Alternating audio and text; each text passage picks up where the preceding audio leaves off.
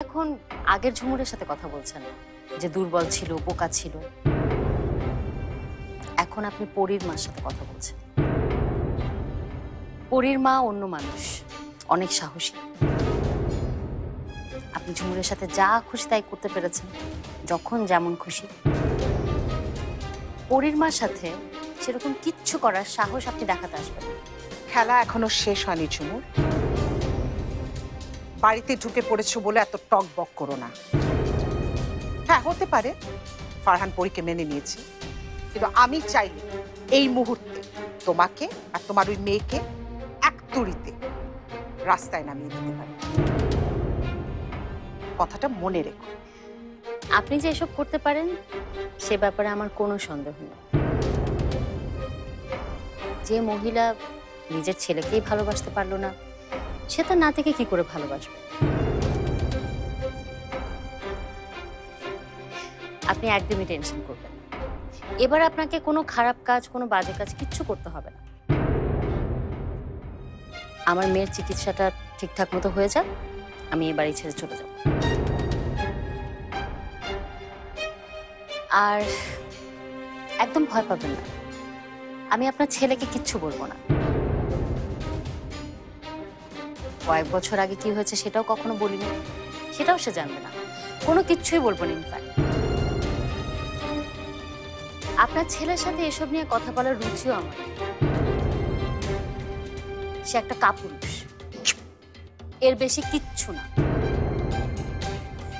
যে ছেলেটা বিপদের সময় আমার পাশে দাঁড়ালো না, আমার বিরুদ্ধে মিথ্যা কথার বিরুদ্ধে একটা কথা বললো না, তাকে আমি আমার যোগ্য মনে করি না।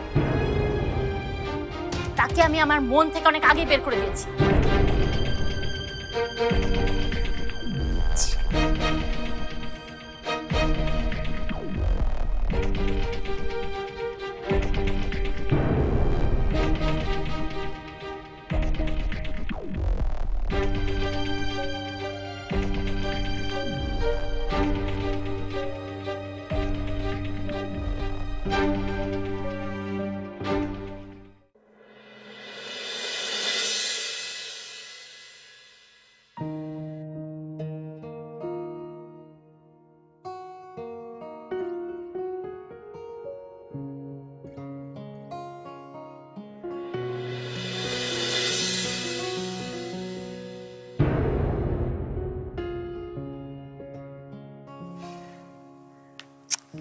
তুমি তো দেখি দেখতে আমার মতোই হয়েছো, কিন্তু তোমার মুখের হাসিটা দেখে মনে হচ্ছে তোমার মনটা অনেক খারাপ। আচ্ছা ঠিক আছে, আমি তোমাকে একটা রাজপ্রাসাদ দিব, একটা রাজপুত্রের সাথে বিয়ে করাবো। তখন তোমার অনেক ঘোড়া হবে, হাতি হবে, তুমি ওদের পিঠে চড়ে বাপের বাড়ি যাবা। রাজপ্রাসাদ দেখেছো তুমি কখনো? না, সামনে থেকে দেখিনি। হাতি ঘোড়া দেখেছো? তাহলে কি করে আঁকবে? আমি অনেকগুলো হাতি ঘোড়া আর রাজপ্রাসাদ কিনবো। ওরে বাবা, রাজপ্রাসাদ হাতি ঘোড়া কিনতে টাকা লাগে, অনেক টাকা। তোমার কাছে এত টাকা আছে?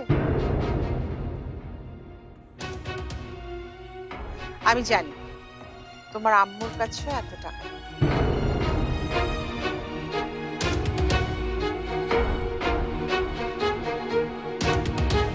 বাবা, আমার পরী তো দেখি সুন্দর একটা পরী এঁকে ফেলেছে। এঁকেছি, কিন্তু ওকে রাজপ্রাসাদ না দিলেও তো মন খারাপই করে থাকবে। আর ওকে যদি আমি হাতি ঘোড়া না এঁকে দিই তাহলে চলবে কিভাবে? তাহলে একটা হাতি ঘোড়া এঁকে ফেলো। কিন্তু শোনো আম্মু, আমি তো হাতি ঘোড়া কখনো দেখিনি। তাই তো।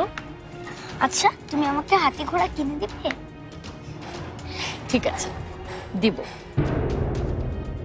কিন্তু দাদি তো বলে